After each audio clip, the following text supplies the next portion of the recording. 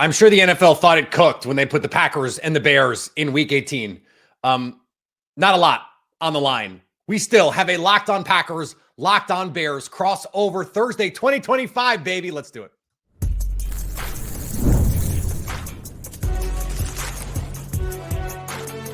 You are Locked On NFL Crossover, part of the Locked On Podcast Network. Your team every day. Welcome inside another crossover Thursday, the last regular season crossover of the 2024 regular season, although it is, of course, now 2025. I'm Peter Bukowski from Locked On Packers, joined by my pal Lauren Cox from Locked On Bears. Lauren, as I mentioned at the top, we expected there was going to be a lot of fun to be had this week, talking about these matchups, the Bears potentially fighting for a playoff spot. Today's crossover Thursday presented by PrizePicks. Download the app and use code LOCKEDONNFL to get $50 instantly when you play $5. That has not materialized in this matchup. The Bears' wheels fell off the wagon a long time ago. So what are they trying to get out of this last game other than like the hell out of Dodge? Yeah, that's mostly it. I mean, you're trying to get through it not injured. I mean, listen, it's the Bears-Packers rivalry will always carry more weight. I mean, especially I think for this team that hasn't won in this rivalry for a long time. Like they're not just going to come into this game and completely give up and roll over because it's a 10-game losing streak. So why bother? Why win this one? Like they'll be fired up for this game. Whether that means they'll actually play better is a different story. But I think like there's some personal pride and just some like trying to catch up in this rivalry so it doesn't feel quite so one-sided. But that's about it. I feel like it's harder because we know the coaching staff is going to change. So it's one thing if like this was a first-year coaching staff, they're trying to put something together, build something, put something on tape for next year so these guys can feel good. Like probably none of these guys are going to be here next year, right? Like is Thomas Brown still coaching for something here, do you think, or is that past? I think it's all like individual futures, right? Thomas Brown isn't coaching to be the next Bears head coach at this point, no, but he's coaching to show the next team that he can be their offensive coordinator and that he can, be an interim head coach. And each individual player, right? Guys that are upcoming free agents that are trying to show off either to the Bears or the rest of the NFL, like one more good game. And there's a lot of those like contract incentives that we don't really know the intimate details of, where you get to a certain number of yards or a certain number of tackles or something, you can get a bonus in there too. So I think we've seen over the last month, there are some Bears players that are still trying really, really hard. And there are some Bears players that are not trying very hard. And you'll be able to tell on field and on tape pretty quickly who's really dialed in and who's has their eye on Cancun. Yeah. The thing is as an organization, Chicago is incentivized to make this job look as appealing as possible, right? Like I know that week 18 is not going to make or break Ben Johnson's interest in the Chicago Bears, but there is like, if you go into the offseason on an 11-game losing streak, that's not a great place to be organizationally. Yeah, but you could say on the other end of the spectrum, if they lose out, they're going to have an even higher draft pick that makes this job more appealing. I mean, they're sitting at 9th right now, and the top of the draft order is so tight that every single win and loss in here is going to move things pretty drastically here. So they could jump. I don't think they can necessarily finish in the top 5, but I guess it depends on if a bunch of things go in their way. But there's a big difference between picking 6th and picking 11th here. And that could be, not that the Bears would intentionally lose for that, but it can affect the appeal of this job opening for the next coach. Yeah. And we don't know the future of Ryan Poles at this point. There have been some intimations that he's going to make the next decision on the head coach. We don't know if that's actually going to happen yet. Right. So let's talk about what may be appealing here with Caleb Williams, because the last time these two teams played each other, Caleb had a game that I think could have been kind of a legendary game for him if the field goal doesn't get blocked at the end, given the way that he played, especially in the second half of that game. The Packers not ready for a lot of the quick game stuff that they were able to do. What hasn't translated since then? Because the offense basically carried none of that momentum over, at least to start any other games. They do the thing where they come furiously back in the fourth quarter to try and make these contests. I know that the Packers this is the pot calling the kettle black right now after what happened against Minnesota, but what has not quite translated since that game where it looked like, hey, this is actually the best way to use Caleb Williams? Yeah, I think since then defenses have seen how effective being aggressive and blitzing this Bears offense has been in terms of their inability to consistently pick it up and consistently give Caleb a bunch of different options to get rid of the ball more quickly. And so I think the Bears have struggled to adapt to that. And you've seen Caleb then get a little bit more tentative and not as decisive. Like one of the things that stood out from the first Packers game was like, especially in that second half, he got to scrambling quickly. It's like, okay, the read's not there, the pressure's coming. Like, let's just get out of it and get past line of scrimmage. And he ripped off some really nice runs to stay ahead of the sticks and keep the offense moving there, even when the rest of the running game was just kind of okay. And, they were still trying to find some rhythm on offense. But since that game, he's even been tentative to like leave the pocket quickly enough. Like some of the extra sacks he's been taking is like, it's just like, go, you gotta either throw it or move. And he's like a little bit late to do either one. And he hasn't been able to kind of settle in and just kind of rip it and play fast and loose. I think that there's just so many things he's like trying to do everything the right way that he ends up doing nothing quite the correct time and speed there. And he just kind of has to let loose a little bit and say, screw it. Don't be so worried about, oh, what if I throw an interception or what if I do X, Y, or Z? Like just play loose. You're a playmaker. I asked you this question last time we did this. What is your concern level with Caleb Williams right now? Pretty low, only because like it feels like as the years gone on, it's become more and more apparent how much coaching is holding this team back. Like you can look across the roster at players who are underachieving based on what we've seen them do in Chicago and elsewhere, like DJ Moore, Keenan Allen, Cole Kmet, DeAndre Swift, Montez Sweat, Kevin Byard. Like there's Tremaine Edmonds, like guys that like we're pretty sure like we've seen them consistently perform at a high level, and like all those guys across the board are underperforming. Like to me, like they're the type of coaching that they're getting is not putting these players in the best position to be successful. And like the main concern is like all the sacks and the hits he's taking just from a durability standpoint. But I think we're kind of past the point of like, is he building, sort of the wrong bad habits? Like, I don't think he's quite at that point right now. I mean, there's mistakes he's making for sure, but it's not like, oh my gosh, is he broken beyond repair? It's the next coach is going to have a lot of work to do either way. So he'll be fine. Either the next coach will be right for him or be wrong for him. And you're screwed. You're screwed if the next coach is wrong for him either way. And you're in a great spot if the next coach is right for him. So what happens the rest of this year doesn't change that much. Okay. I mean, I think that's fair. You do worry though, that some of the like regression of the let's take off or let's get the ball out quickly. I think that has to be in the back of your mind, at least, to say, hey, look, like this was not what he looked like at USC, although he did hold the ball at times and there were some pocket awareness things at times, but like it didn't look like this as regularly as it has. I worry, I wouldn't even say you, I worry that they have kind of coached the playmaker out of him. Like we haven't seen a lot of we see like once or twice. I mean, he had the touchdown that got called back right last week, the ridiculous throw across his body, but it just seems like Caleb Williams, the playmaker, it's like he's afraid to make a mistake, and that's like not the quarterback you have. Yeah, I think that's an accurate read on what we're seeing. Like they very much like coached him, take care of the ball, don't make mistakes, like don't defensive head coach harm's way. And I guess it's sort of a debate then on like how reversible you think that is. And I tend to feel like Caleb is a player who's generally like pretty headstrong and in his conviction about himself, in where like he can kind of like you bring in a new coach who tells him to do it the other way, like he'll be fine. He'll be able to get back to that. Like that feels more like ingrained in who he is. And they've been trying to hold that down. And once you stop actually like holding it down and just let go, I think that can easily bounce back to the type of player that he's been for so long, just before this 1 year of being told to do it differently. Okay. The flip side of this team is to start the year, this defense looked like it was going to be the defense that ended last season when they were terrific. All the metrics said they were a top 10, top 5 defense. Right now they sit 25th in DVOA. The wheels have fallen all the way off. The Tyreek Stevenson situation has gotten nasty. Walk me through what has gone on with the defense that just does not look like they are irrecognizable from the team we saw in the first month and a half of the year.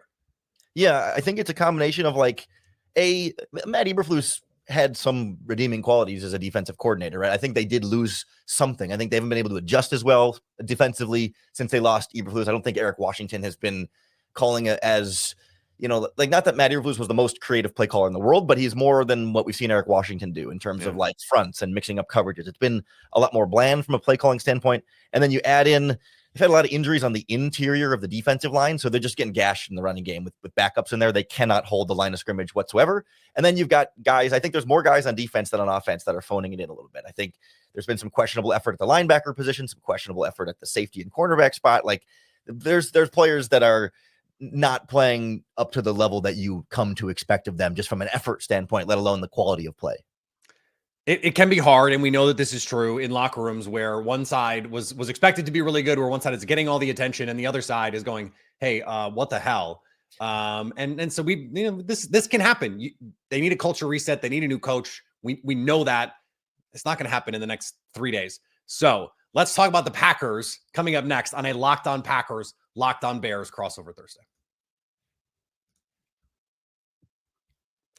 Today's episode brought to you by our friends at Gametime. I love going to live events, whether it's sports, music, theater, comedy. One of my favorite memories or some of my favorite memories are going to concerts with my wife before she was my wife.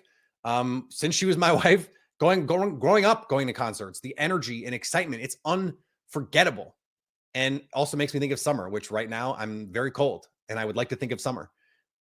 Recently, I was looking through tickets because I wanted to go, and Gametime Picks makes it easy to find what I'm looking for. The thing that I hate, capital H hate, about dealing with ticket purchasing is finding, scrolling, digging. I don't want to do that. The super deal at Gametime makes it easy for me. Plus, the app's all-in pricing shows the total cost upfront with no surprise fees at checkout. Take the guesswork out of buying tickets with Gametime. Download the Gametime app, create an account, and use code LOCKEDONNFL for $20 off your first purchase. Terms apply. Again, create an account and redeem code LOCKED, LOCKED, on NFL for $20 off. Download Gametime today. What time is it? Gametime. We're back here, Locked On Packers, Locked On Bears, a crossover Thursday. Peter Bukowski with Locked On Packers, Lauren Cox, Locked On Bears. Lauren, we can flip the script here a little bit. Talk a little Packers as you're preparing for this game. What do you have your eye on here? What are you trying to figure out with this Green Bay team? Because frankly, I've got a lot of stuff I'm still trying to figure out with this team in January. Yeah, I think that's kind of where it's going. It's like, well, which Packers team are we going to get? Because sometimes, Jordan Love is dialed in and this offense is unstoppable. And then the defense has been playing at a super high level. And then sometimes against Minnesota, you have a game where, Love's a little bit off and the pass rush kind of disappears. And I guess I'm sort of left wondering, like, why? Like, what changes there? Because it seems like the really good playoff teams on their schedule have been the games when they end up coming up short. And maybe the teams that are a little bit less quality of opponent are the games where the Packers really look locked in. I can't explain it, but here's one thing I'll say that will make your audience happy. I am becoming increasingly concerned about Matt LaFleur's coaching in a big game. Really? And I have been someone who has been very out front with my support of Matt LaFleur. I thought he should have been coach of the year in 2019. I thought he had a really good case last year to be coach of the year. I think he's one of the top 5 coaches in the game. I really do. But slow starts in big games has been a problem going back to Aaron Rodgers. And I was willing to chalk it up to Aaron Rodgers. I was. This is not going to be a surprise to my listeners. And now we're seeing it this year. Now we didn't see it so much last year. Like, they started fast against the Lions on Thanksgiving. They started fast against the Chiefs. They beat the crap out of the Cowboys. They started fast in that game, no question about it. So there have been some games where they haven't had that issue. But 49ers, it's sloppy mistakes early. It's some non-aggressive play calls early. And then this year, even against the Eagles, where they scored points in the first half, they kicked field goals inside the 5 twice or inside the 10 twice in situations where I thought they absolutely could have been aggressive and gone for it. And by the numbers, they were go situations, right? And they don't even start playing the Lions until the second half, the second time that they played. They didn't even start playing the Lions until the fourth quarter, the first time they played, at least offensively. It's an offensive problem, not a defensive problem. 13 points from a defense with no Evan Williams, no Quay Walker, no Jair Alexander. And then they lose Zane Anderson in the first quarter. Like, that's good work against the Minnesota Vikings. 3 points from your offense is not good enough. And again, I have a lot of faith in Matt LaFleur. but I need to see it. I need to see it not be the reason that they lose. Like lose a game 31-34 or 27-24, not because you couldn't score in the first half, because you couldn't get a stop late or, whatever. Like there's plenty of reasons why you might lose a game. And I'm like, okay, well, you lost. It happens. Starting slow can't be the reason anymore. And I'm flagging it because I'm starting to look at this going, that's the common denominator to me. Because you go back 2019, they scored 0 points in the NFC Championship game. We remember that game for that run defense getting dog walked. They couldn't score in the first half. They're down 21-10 to the Patriots or the Patriots to Tom Brady and the Bucks in the NFC Championship game at home. And then last year they scored 6 points in the first half against Tampa Bay. My goodness, Lauren. I'm on so much cough medicine right now. Against the 49ers in the playoff game, they could have easily had 17 points given all the good drives that they had against that 49ers team. So I'm just saying that is something that I have my eye on right now. I want to see it from Matt LaFleur. I believe in him, but I want to see it. So we're betting first half unders on both of these teams. Yeah, Philly. If it's 2-7 in Philly, bet the first half under for sure. But where does Jordan Love play into this, right? Because it feels to me like, some of those drives where you settle for field goals, like, yeah, there's a coaching decision there to decide to not go for it in that moment. But there's also an offense that doesn't get into the end zone before fourth down there. And I think with Love, it feels to me like from especially all the Packers fans I know, like that there's this good Jordan Love, that there's this inconsistency with Love. And yet it feels to me like at the same time, like, is it actually him playing better or worse? Or is it kind of just situationally and luck kind of moments where it's like, yeah, he misses a certain number of throws every game, but in some games those misses are more impactful than others, but it's not like he's missing a lot more sometimes than other times. It's more about when and where the misses happen, or is there more of a Jekyll and Hyde thing there that I'm not giving him credit for? No. I think what is interesting to me is I don't think Love's level of play has changed that much in his NFL career. Yeah. At least in the last 2 years. Like, I don't think the difference between Jordan Love in the first half of last year and Jordan Love in the second half was that different. What changed was they stopped having dumb pre-snap penalties. They stopped running the wrong routes. They stopped dropping the ball. And that allowed Jordan Love to play on time and just run the offense. You watch him in the second half, like watch the Saints game last year where he's running around. He's having to make all kinds of second reaction plays using his feet. And it's a really fun version of Jordan Love. They come back from down 17 in the second half to win that game. By the way, they need a missed field goal on the last drive from the Saints to get that win. But in the second half, he's just from the pocket, back foot, ball out. Well, you can only do that if you're getting protected and guys are winning. And this is what happened for the first time, Lauren, that I've ever heard Jordan Love after the Vikings game. He said, look, he took responsibility for the way that he played. But he said, look, guys got to win. And I don't know if you've watched the tape from that game yet, but regularly he gets to his back foot and there is nowhere to go with the ball. They were not ready for the man coverage. That's a Matt LaFleur problem. And like it's one of those things where like when he can get to his back foot and get the ball out, he's going to get it to where it needs to go.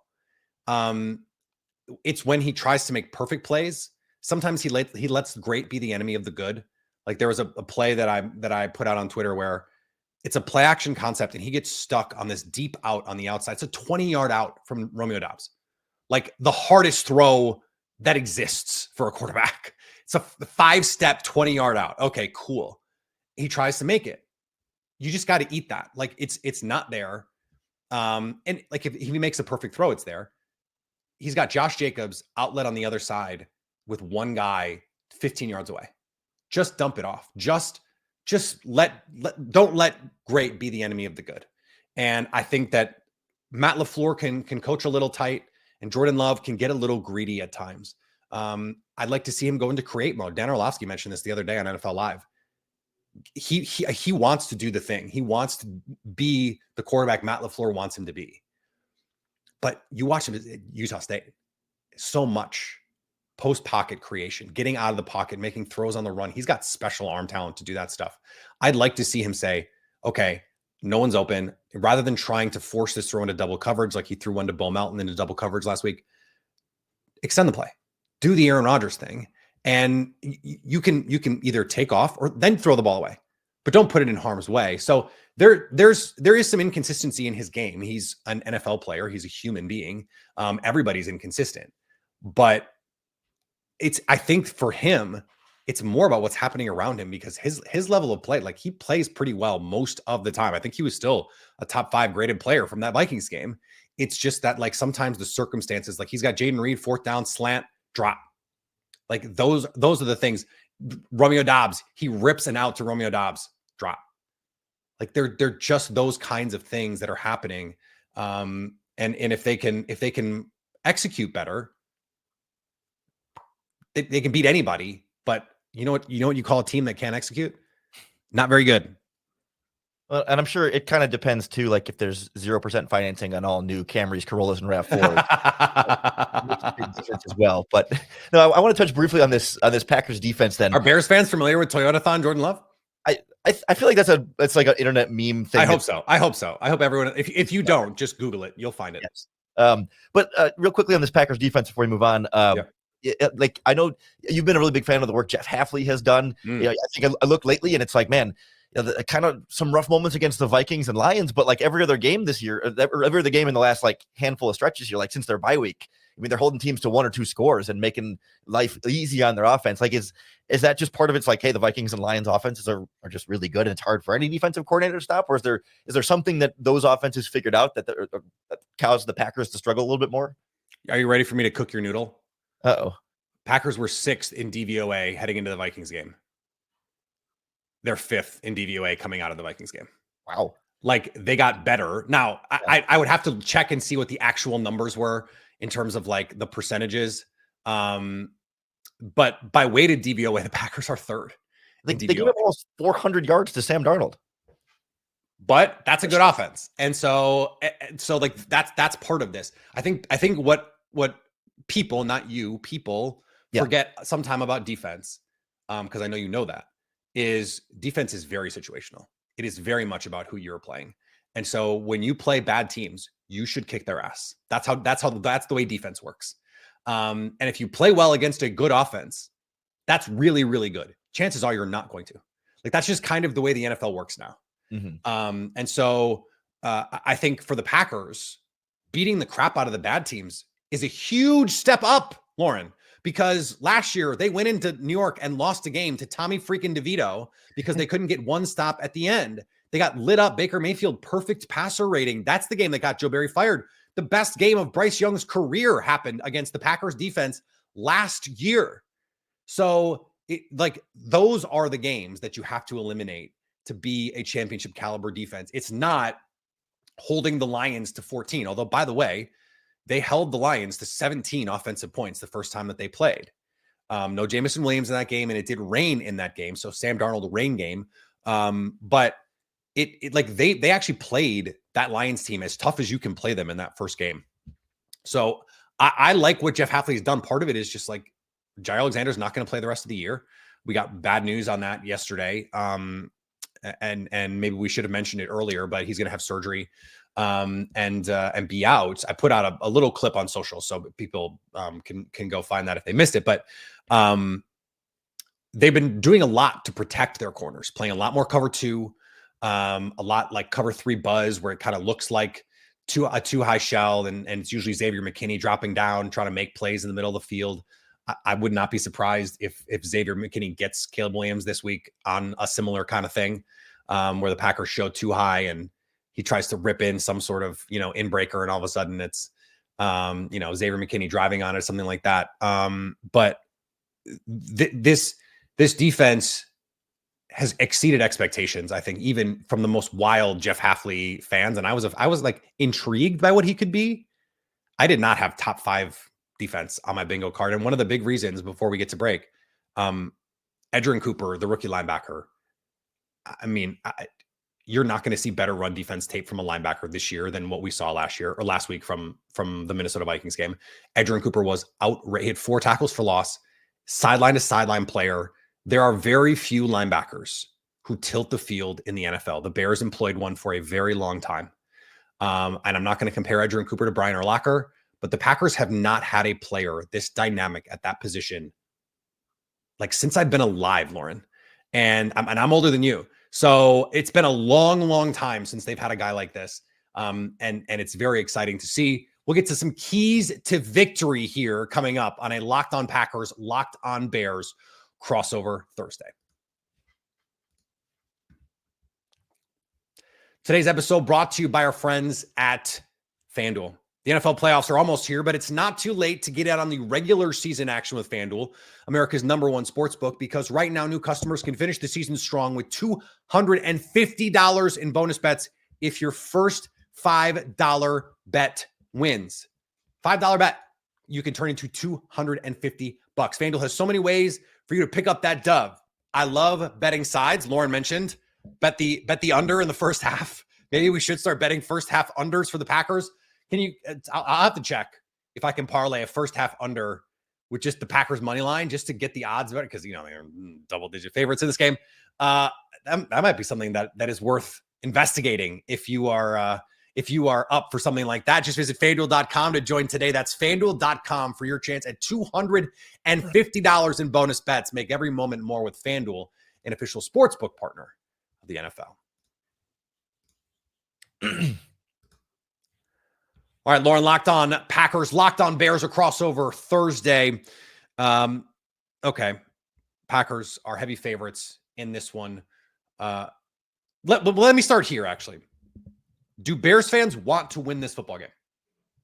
They do. I think maybe it's not 100% universal there. There's always a section of fan base that says draft pick. But like specifically, this is so bunched. Like I can't remember a top 10 this bunched.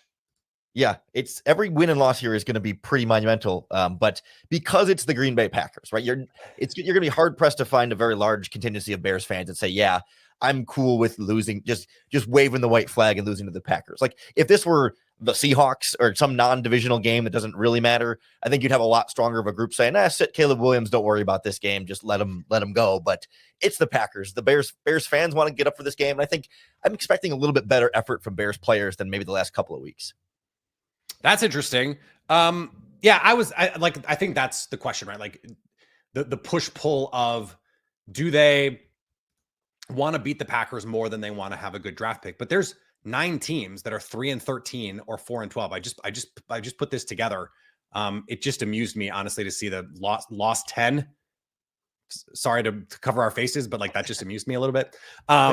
For those of you watching on YouTube, but the standings are really bunched, and that's the crazy part here. So okay, now we'll get to the question I was going to ask. Build me a path to beating this Packers team. I'll say on the front end, like again, they've done this 10 times in a row. Is this going to be I don't have a lot of faith that this would be the one that all of a sudden now they figure out how to not only beat the Packers but like win any game. But what it would look like is certainly not a slow start. It's sticking to the running game early and often and getting Caleb Williams into that early rhythm. It seems like every single week we see the same script play out. It's like first drive, 3 and out, second drive, maybe you get a first down and then you punt. And it's not until late second quarter they remember, hey, if we like go up tempo and get some quick passes built in for Caleb, they can put together a drive right before the half and get some points on the board. And then, wow, look at that. It's funny how that works every single time. So like if they could just start that earlier in the game and just say, you know what, like let's just come out up tempo, no huddle, like get something going here to kind of build that positive momentum at the beginning of the game that can sustain a little bit longer throughout. And then, defensively, you're going to need to add a turnover or 2 to give the offense some extra stops. The Bears are going to need to become ultra aggressive to stop the run, because otherwise you're just going to see the Packers gash them with Josh Jacobs over and over again, run some play action for Jordan Love. And like, that's how Ben Johnson smoked him a couple weeks ago in Detroit. It's super easy when you're not able to stop the run. You've got a quarterback who can hit, precise passes over the middle behind the second level there. So the Bears need to find some personal pride and be a little bit more physical and get a little luck their way, and then get Caleb Williams going, and you can start to piece together something that looks more like how the first Bears-Packers game was, minus the very big ending. Yeah, I will use the first game as a teaching tool here. Don't turn the ball over. Like if Jordan Love doesn't sail that throw to Tucker Kraft, like are we talking about the ending? Probably not, right? Like it feels like a very different game if that's not the outcome. So that's the key. Turnovers is the way for the Bears to stay in this game, because like you said, the Packers, Josh Jacobs is getting 25 touches in this game. And if he doesn't get 25, he's going to get 18. and is going to have 120. And so like Emmanuel Wilson will get some, Chris Brooks will get some. This is crazy. 8 Packers rushed the ball against the New Orleans Saints 2 weeks ago. 8. And I guess that's not even fair. Malik Willis, technically 3 kneel downs. So technically he gets rushes too, but like we're trying to gain yards, 8 different Packers. I would guess we see something like that where it's like, oh, Bo Melton gets a jet sweep. Jaden Reed gets a jet sweep. All 3 running backs get opportunities. Oh, Tucker Kraft on a QB sneak, which is the thing that they do. That seems like the deal to me. Like a lot of running. You mentioned the Lions playbook, run the ball, play action into it. The Packers 4th in EPA per dropback when they use play action. If anything, I'd like to see them do it more. Jordan Love is 16th in play action rate. That's crazy. This is Matt LaFleur, for crying out loud. Like this is if you're not going to do tricky stuff, do the simple stuff. Press the easy buttons. And if they do that, I mean, this is a 30-17 kind of game, and everyone goes in the offseason, the way that they should. The Packers are going to the playoffs, and the Bears are going to convince themselves by March that they're ready to do this once again. I think the idea here is like, let the Bears beat themselves, right? Like they're not going to be able to beat you on their own. Like if you just take it easy, take care of the ball, don't push. Like I know we talked earlier about Matt LaFleur, maybe some conservative decision making sometimes in games. Like this is the game to do that. The big games are a different story, but this is the game to just take the field goal. Don't worry about the turnover downs. Just take what they're giving you, and they'll give you enough to win the game. But it's, if the Packers kill themselves with the penalties and the turnovers and stuff and give the Bears these opportunities, like that's where you give them a sliver of hope and where Caleb can see. I kind of go the other way on that. Like I want to see Matt LaFleur be aggressive. Like this game doesn't really matter. So like just go be aggressive. It's 4th and 6 in plus territory. Go for it. Just go for it. Let's see it. You got to play. Let's try something. I would love to see that, but we'll see if it happens. Lauren, real quick, if the Packers lost to the Bears in this game on a big upset, is that pretty deflating for them going to the playoffs? Like, does that raise like? Yeah. I mean, I think this is what Matt LaFleur was asked about this yesterday. He said there's a lot to play for, good and bad, right? So like, there's a lot on the line. I think that's the way that he wants them feeling about this game. Like, if you play bad, think about how bad that is going into the postseason. I think he wants them focused, locked in. Now, their injury list yesterday was a freaking CVS receipt. Like it was huge. We'll see what it looks like by the time that you listen to this on Thursday, and then Friday, of course, is going to be the momentous one. But I wouldn't expect Christian Watson to play in this game. I wouldn't expect Evan Williams or Quay Walker to play in this game. Elton Jenkins was on the injury report yesterday. We'll see TBD about that one. I'm trying to think if there were any other important ones, but like I wouldn't expect a lot of the injured guys to push to get back there. We know Jair Alexander now is not going to be out there. But still, like your Jordan Love is going to be out there. Josh Jacobs is going to be out there. And maybe they'll have their eye on what's going on in like if Dallas is up 34-14, like maybe they'll take guys out in the second half. I don't see that happening. So it would be catastrophic. It'd be pretty bad. And I think Matt LaFleur is going to make that very clear this week. Like, we can't lay an egg. Like you have to come out and beat the crap out of this Bears team. That is the responsibility that you have. And we'll see if they can do it.